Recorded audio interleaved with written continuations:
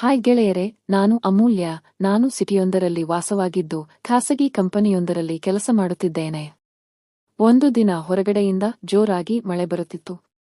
ಬಾಲ್ಕನಿಯಲ್ಲಿ coffee ಕುಡಿಯುತ್ತಾ ಕೂತಿದ್ದಾಗ ನನಗೆ ನೆನಪಾಗಿದ್ದ ಈ ಹಿಂದೆ ಘಟನೆಯನ್ನು ನಿಮಗೆ ಹೇಳುತ್ತೇನೆ. ಒಂದು ದಿನ ಬೆಳಿಗ್ಗೆ ಎಂದಿನಂತೆ ನಾನು ವಾಕಿಂಗ್ ಹೋಗಿದ್ದೆ. ಮನಸ್ಸು ಕೊಂಚ ಉಲ್ಲಾಸಿತವಾಗಿ ತಾಜಾತನದಿಂದ ಕೂಡಿತ್ತು.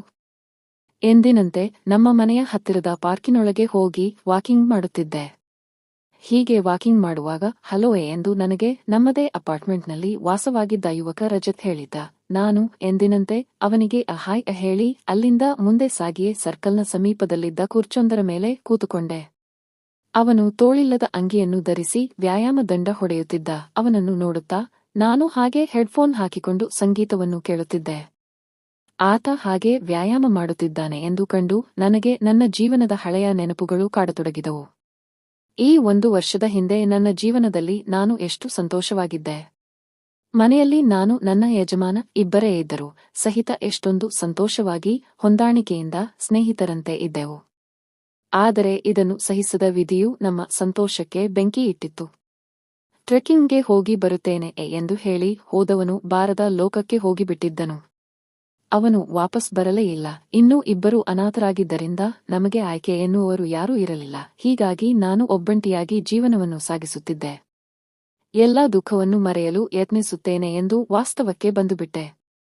ಆದರೆ ಅಂದಿನ ಆ ದಿನವನ್ನು ನೆನೆದು ಅಳುವನ್ನು ತಡೆದು ಗೊತ್ತಿಲ್ಲದಂತೆ ಕಣ್ಣಂಚಿನಲ್ಲಿ ನೀರು ಹರಿಯಿತು. ಆಮೇಲೆ ದುಬಕವನ್ನು ತಾಳಲಾರದೆ ಅಲ್ಲಿಂದ ಹೊರಟು ಆ ದಿನ ವಾಕಿಂಗ್ ನಿಲ್ಲಿಸಿ ಮನೆಗೆ ಬಂದಿದ್ದೆ.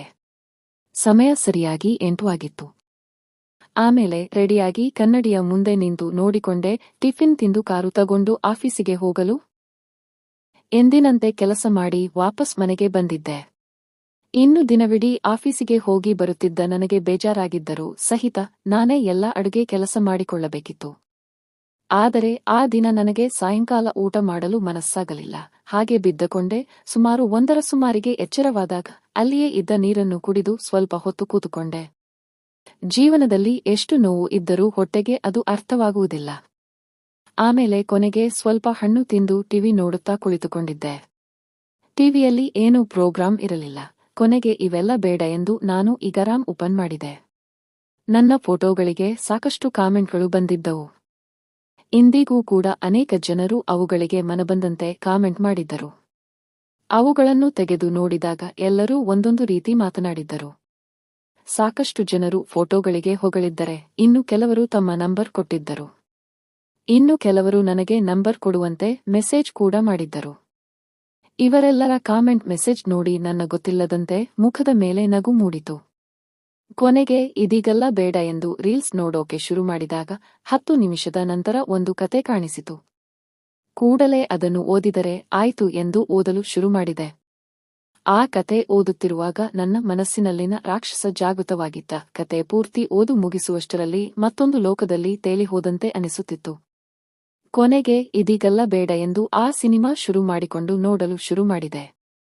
1 ಗಂಟೆ ಸಿನಿಮಾ ನೋಡಿ ದೇವರು ಕೊಟ್ಟ ಕೈಯಿಂದ ಕೆಲಸ ಮಾಡಿ ವಾಂತಿ ಮಾಡಿಕೊಂಡು ನನ್ನ ಹಸಿವನ್ನು ನೀಗಿಸಿಕೊಂಡೆ.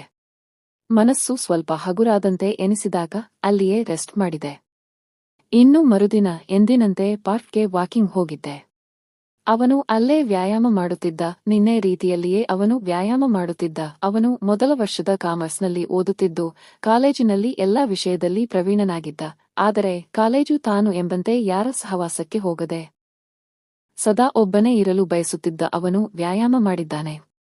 ನೋಡಲು ಆಕರ್ಷಕವಾಗಿದ್ದ ಅವನು ಯಾವಾಗಲೂ ವಾಕಿಂಗ್ ವೇಳೆ ಬಂದಾಗ ಯಾವಾಗಲೂ ನಗುತ್ತಾ ಮಾತನಾಡುತ್ತಿದ್ದ. ಆದರೆ ಎಂದಿಗೂ ಬೇರೆ ರೀತಿಯಲ್ಲಿ ನೋಡಿರಲಿಲ್ಲ. ಇನ್ನು ಕೆಲವೊಮ್ಮೆ ವಾಕಿಂಗ್ ಮುಗಿಸಿ ಮನೆಗೆ ಬರಬೇಕಾದರೆ ಹಾಗೆ ಹೀಗೆ ಎಂದು ಜೋಕ್ಸ್ ಹೇಳುತ್ತಾ ನಗಿಸುತ್ತಿದ್ದ. ಅವನು ನನಗೆ ಸ್ನೇಹಿತನಂತೆ ಭಾಸಿಸುತ್ತಿದ್ದ. ಹೀಗೆ ಅವನು ನನ್ನ ಗೆಳೆತನವಾಗಿ 4-5 ತಿಂಗಳು ಆಗಿಬಿಟ್ಟಿತ್ತು.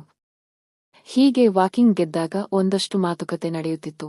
ಆದರೆ ಅವನು ಹೀಗೆ ಪ್ರತಿದಿನ ವ್ಯಾಯಾಮ ಮಾಡುತ್ತಿದ್ದ. ನಾನು ಅವನನ್ನು ನೋಡಿದಾಗ ಮನದಲ್ಲಿ ಬೇರೆ ಬೇರೆ ವಿಚಾರಗಳು, ಮನದೊಳಗೆ ಹೊಸ ಕನಸು ಮೂಡುತ್ತಿತ್ತು. ಸೀದಾ ಆಗಲೇ ಮನೆಗೆ ಬರಬೇಕು ಎಂದಷ್ಟರಲ್ಲಿ ಅವನು ಯಾಕೆ, ಏನಾಯಿತು, ಬೇಗ ಹೊರಟಿದ್ದೀರಾ ಎಂದು ಕೇಳಿದನು. ನಾನು ಏನಿಲ್ಲ, ಯಾಕೋ ಹುಷಾರಿಲ್ಲದ ಹಾಗೆ ಎನಿಸುತ್ತಿದೆ ಎಂದರು.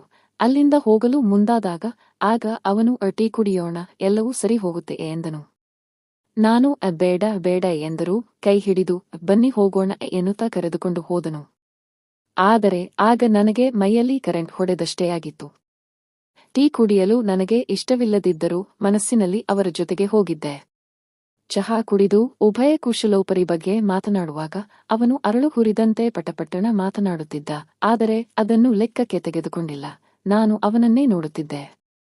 ನನ್ನನ್ನು ನೋಡಿ ಒಂದು ಸಲ ಹಾಗೆ ನೆಟ್ಟು ಸುರಿಬಿಟ್ಟು ಸರಿ ನಾನು ಹೋಗ್ತೀನಿ ಎಂದೆ. ಅಲ್ಲಿಂದ ನಾನು ಕಾರು ತೆಗೆದುಕೊಂಡು ಹೊರಟುಬಿಟ್ಟೆ. ಹೀಗೆ ಸಾಕಷ್ಟು ಸಮಯ ಚಹಾ ಕಾಫಿ ಕುಡಿಯುತ್ತಾ ನಾನು ಅವನನ್ನು ಎಂದಿಗೂ ಮನೆಗೆ ಕರೆದಿರಲಿಲ್ಲ. ಅವನಿಗೆ ಎಂದಿಗೂ ನನ್ನ ಕಷ್ಟಗಳ ಬಗ್ಗೆ ನನ್ನ ಜೀವನದ ಕಥೆಯ ಬಗ್ಗೆ ಎಂದಿಗೂ ಹೇಳಿರಲಿಲ್ಲ. ಕೇಳಿದಾಗ ನನ್ನ ಯಜಮಾನ ವಿದೇಶದಲ್ಲಿದ್ದಾರೆ, ಆಗಾಗ ಬರುತ್ತಾರೆ ಎಂದು ಹೇಳಿದ್ದೆ. ಅವನು ಅದನ್ನು ನಂಬಿದ್ದ. ಆದರೆ ಯಾವತ್ತೂ ಅದನ್ನು ಮೀರಿ ಯಾವುದೇ ಪ್ರಶ್ನೆ ಕೇಳುತ್ತಿರಲಿಲ್ಲ. ಇನ್ನು ಹೀಗೆ ಅವತ್ತು ಕಾಫಿ ಚಹಾ ಕುಡಿಯುತ್ತಿದ್ದಾಗ ಕರೆಂಟ್ ಹೊಡೆದದ್ದು ನೆನಪಿಸಿಕೊಂಡು ನನಗೆ ತಡೆದುಕೊಳ್ಳಲಾಗಲಿಲ್ಲ. ನನಗೆ ಇನ್ನೂ ಏನೋ ಬಹುಮುಖ್ಯವಾದದ್ದು ಬೇಕು ಎನಿಸುತ್ತಿತ್ತು. ಒಲ್ಲದ ಮನಸ್ಸಿನಿಂದ ಮೈಮೇಲೆ ನೀರು ಸುರಿದುಕೊಂಡು ಅಲ್ಲಿಯೇ ದೇವರು ಕೊಟ್ಟ ಕೈಯಿಂದ ಕೈಕೆಲಸ ಮಾಡಿದೆ. ಟಿಫಿನ್ ಮಾಡಿ ಆಫೀಸಿಗೆ ಹೋದೆ. ಆದರೆ ಯಾಕೋ ಅವತ್ತು ನನಗೆ ಅಲ್ಲಿ ಕೆಲಸ ಮಾಡುವ ಮನಸ್ಸು ಬರಲಿಲ್ಲ. ಅರ್ಧ ದಿನ ರಜೆ ಹಾಕಿ ಮನೆಗೆ ಬಂದುಬಿಟ್ಟೆ. ಹೀಗೆ ಕೆಲ ದಿನಗಳ ನಂತರ ಒಂದು ದಿನ ನಾನು ಎಲ್ಲಾ ಕಷ್ಟದಿಂದ ಮುಕ್ತಿ ಪಡೆಯಬೇಕು ಎಂದು ನಿರ್ಧರಿಸಿದೆ. ಅವತ್ತೊಂದು ದಿನ ದೂಡ ನಿರ್ಧಾರ ಮಾಡಿ ವಾಕಿಂಗಿಗೆ ಹೋಗಿದ್ದೆ. ಅಲ್ಲಿಗೆ ಅವನು ಕೂಡ ಬಂದಿದ್ದ. ಅವತ್ತು ನಾನೇ ಅವನನ್ನು ಮಾತನಾಡಿಸಿದೆ. ಎಲ್ಲ ವ್ಯಾಯಾಮ ಮುಗಿದ ಮೇಲೆ ಕಾಫಿ ಕುಡಿಯುತ್ತಾ ಕೂತಿದ್ದೆವು. ಅವನು ಎಂದಿನಂತೆ ತನ್ನ ಸ್ನೇಹಿತರ ಬಗ್ಗೆ ಇದ್ದ. ನನಗೆ ನಗು ಬಾರದಿದ್ದರೂ ನಗುತ್ತಾ ಇದ್ದೆ. ಕೊನೆಗೆ ಅವನ ಮಾತನ್ನು ತಡೆದು ಅವನಿಗೆ ಇವತ್ತು ಏನು ಮಾಡ್ತೀಯಾ? ಭಾನುವಾರ ಇದೆ, ಏನಾದರೂ ಕೆಲಸ ಇದೆಯಾ ಎಂದು ಕೇಳಿದೆ. ಆಗ ಅವನು ಏನಿಲ್ಲ, ಸುಮ್ಮನೆ ಫಿಲಂ ನೋಡೋಕೆ ಹೋಗ್ತಾ ಇದ್ದ ಎಂದು ಹೇಳಿದ.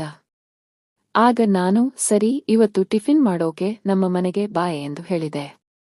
ಅವನು ಯಾಕೆ ಏನಾದರೂ ವಿಶೇಷ ಇದೆಯಾ ಎಂದು ಕೇಳಿದ. ಆಗ ನಾನು ಏನೂ ಕೇಳಬೇಡ, ಬರಬೇಕು ಎಂದರೆ ಬರಬೇಕು ಎಂದು ಹೇಳಿದೆ. ಅವನು ಇಷ್ಟು ದಿನ ಇಲ್ಲದ್ದು ಇವತ್ತು ಏನು ವಿಶೇಷ, ನಿಮ್ಮ ಹುಟ್ಟಿದ ಹಬ್ಬ ಇದೆಯಾ ಎಂದೆಲ್ಲ ಕೇಳತೊಡಗಿದ. ಆಗ ನಾನು ಸ್ವಲ್ಪ ಕೆಲಸ ಇದೆ ಬಾ ಎಂದು ಹೇಳಿ ಸರಿ ಅಂತ ಹೇಳಿದ. ಮನೆಗೆ ಬಂದ ಮೇಲೆ ನಾನು ಅವತ್ತು ರೆಡಿಯಾಗಿ ಕಾಯುತ್ತಾ ಕುಳಿತು ಇದ್ದೆ. ಹೀಗೆ ಕುಳಿತಾಗ ಮತ್ತೆ ಹಳೆಯ ನೆನಪು ಬರತೊಡಗಿದವು. ಅಷ್ಟೊತ್ತಿಗೆ ಕಾಲಿಂಗ್ ಬೆಲ್ ಶಬ್ದವಾಯಿತು. ಕಣ್ಣು ಒರೆಸಿಕೊಂಡು ಬಾಗಿಲು ತೆರೆದಾಗ ಅವನು ನಗುತ್ತೂ ನಿಂತಿದ್ದ. ಒಳಗೆ ಬಂದವನೇ ಮನೆಯ ಅಂದ ಚಂದವನ್ನು ಸೌಂದರ್ಯವನ್ನು ಕಂಡು ಗಾಬರಿಯಾದಾಗ ನಾನು ಕೂಲಿತುಕೋಯ್ ಎಂದು ಹೇಳಿ ಚಹಾ ತಂದುಕೊಟ್ಟೆ. ಆಗ ಅವನು ಯಾರೂ ಕಾಣುತ್ತಿಲ್ಲ, ಎಲ್ಲಿ ಹೋಗಿದ್ದಾರೆ ಎಂದು ಕೇಳಿದಾಗ ಜೀವನದ ಎಲ್ಲಾ ಘಟನೆಗಳನ್ನು ಹೇಳಿ ಜೋರಾಗಿ ಬಿಕ್ಕಳಿಸುತ್ತಾ ಅಳುತ್ತಾ ಕೂತೇವೆ. ಅವನು ನನಗೆ ಸಮಾಧಾನ ಮಾಡುತ್ತಾ ಇದ್ದಾಗ ಪಕ್ಕದಲ್ಲಿಯೇ ಕೂತಿದ್ದ ಅವನು ನನ್ನ ದಬ್ಬಿದಾಗ ನನಗೆ ಕರೆಂಟ್ ಹೊಡೆದಂತೆ ಹಾಸವಾಗಿತು. ಆಮೇಲೆ ಅಲ್ಲಿಯೇ ಆ ಕೆಲಸವನ್ನು ಮಾಡಿದೆ. ಆವತ್ತು ಸಾಯಂಕಾಲವರೆಗೆ ಅಲ್ಲಿಯೇ ಇದ್ದು ಸಾಕಷ್ಟು ಸಮಯ ಕೆಲಸ ಮಾಡಿದ ಕೊನೆಗೆ ಸಾಯಂಕಾಲ ಮಾತನಾಡುತ್ತಾ ಕುಳಿತು ಇರಬೇಕಾದರೆ ಜೀವನದಲ್ಲಿ ಕಷ್ಟಗಳು ಬರುವುದು ಸಹಜ. ಹೆದರಿ ಚಿಂತೆ ಮಾಡಬೇಡಿ, ನಿಮ್ಮೊಡನೆ ನಾನಿದ್ದೇನೆ. ಯಾವಾಗ ಬೇಕಾದರೂ ಏನೇ ಸಹಾಯ ಬೇಕಾದರೂ ಕೇಳಿಯೇ ಎಂದು ಹೇಳಿದ. ಹೀಗೆ 1 ಗಂಟೆ ಮಾತುಕತೆ ನಡೆಯಿತು. ಆಮೇಲೆ ಅವನು ಸರಿ ನಾನು ಸಿನಿಮಾ ನೋಡಲು ಹೋಗ್ತಾ ಇದ್ದೀನಿ ಎಂದು ಹೇಳಿ ಹೊರಟಿದ್ದ. ಆಗ ನಾನು ಹೋಗಲೇಬೇಕಾ ಎಂದು ಕೇಳಿದಾಗ ಅವನು ನಕ್ಕು ಮರುದಿನ ನಾನು ಮತ್ತೆ ಸಿಗುತ್ತೇನೆ.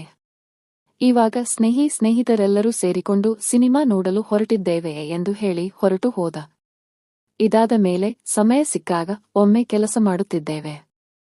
ಫ್ರೆಂಡ್ಸ್, ಈ ಕತೆ ಇಷ್ಟವಾಗಿದ್ದರೆ ವಿಡಿಯೋಗೆ ಒಂದು ಲೈಕ್ ಕೊಟ್ಟು ಚಾನೆಲ್ ಸಬ್ಸ್ಕ್ರೈಬ್ ಮಾಡಿಕೊಳ್ಳಿ. ಧನ್ಯವಾದ.